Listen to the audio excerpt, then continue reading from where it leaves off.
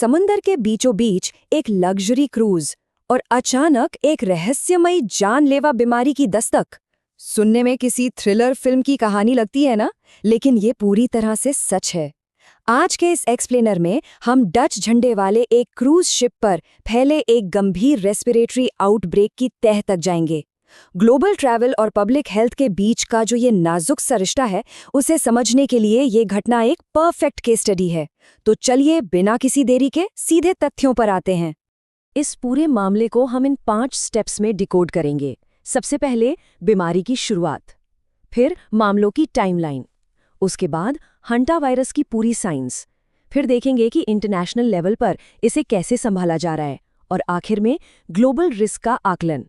तो सबसे पहले बात करते हैं उस रहस्यमयी बीमारी की। समंदर के बीच एक डच पोत पर अचानक से शुरू हुआ ये गंभीर प्रकोप। आखिर ये कहानी शुरू कहाँ से होती है? इस पूरे मामले में जो चीज़ सबसे बड़ा सुराग है वो है इस क्रूज का रूट। 1 अप्रैल 2026 को ये अर्जेंटीना के उशुआया से निकलता है।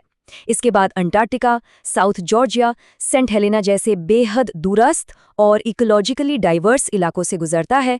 ये सारी जगहें इंसानी आबादी से बहुत दूर और जंगली जीवों से भरी हुई हैं, और यहीं से ये शक पैदा होता है कि कहीं किसी स्थानीय वन्यजीव से तो एक्सपोजर नहीं हुआ। इस खतरे के स्केल को समझने के लिए ये नंबर देखिए, 147। शिप पर कुल 147 लोग मौजूद हैं, जिनमें 23 अलग-अलग देशों के पैसेंजर्स और क्रू मेंबर्स शामिल हैं। जरा सोचिए, समंदर के बीच एक घिरी हुई जगह जहां इतने सारे लोग एक साथ हों, वहां किसी इन्फेक्शन को फैलने से रोकना किसी बुरे सपने से कम नहीं है। और इसी वजह से ये अगला नंबर चिंता बढ़ा देता है। 4 मई 2026 तक 7 ऐसे केसेस सामने आ चुके हैं, और इनके लक्षण बहुत ही आक्रामक।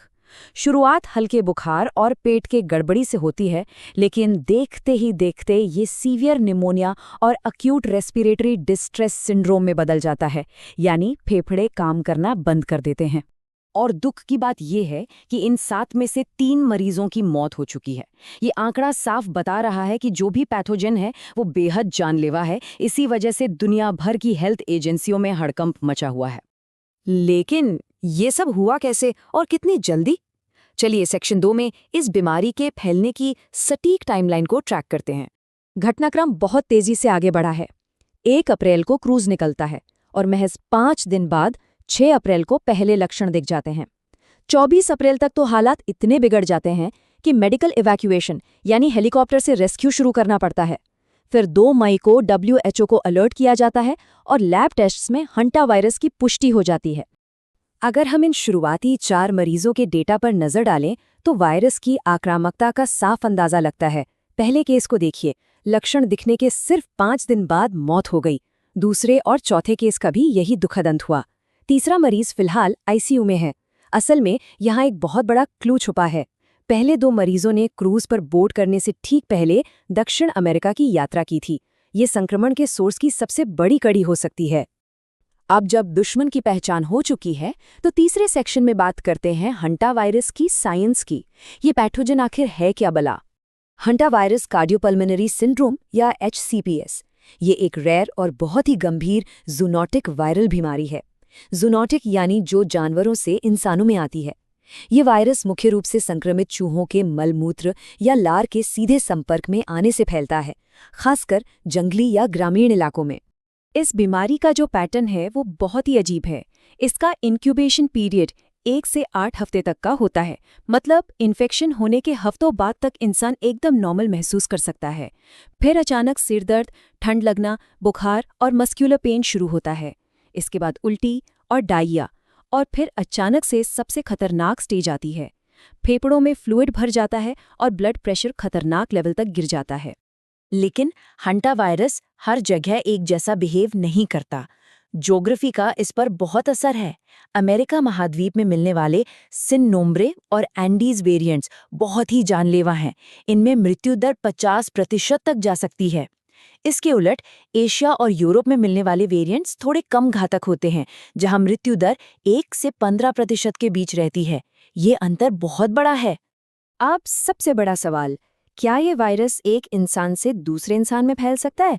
वैसे तो ये इन्फेक्शन सीधे चूहों से मिलता है, लेकिन एंडीज वायरस वेरिएंट के मामले में इंसानों से इंसानों में फैलने के कुछ बेहद रेयर केसेस रिकॉर्ड किए गए हैं और एक क्रूज जैसी बंद जगह पर यही रेयर पॉसिबिलिटी सबसे ज़्यादा डराती है। इसलिए सख्त इन्फेक्शन कंट्रोल बहुत ज़रूरी हो जाता है। तो ऐसे हालात को कंट्रोल कैसे किया जाए? सेक्शन 4 में देखते हैं कि इंटरनेशनल लेवल पर क्या कदम उठाए जा रहे हैं।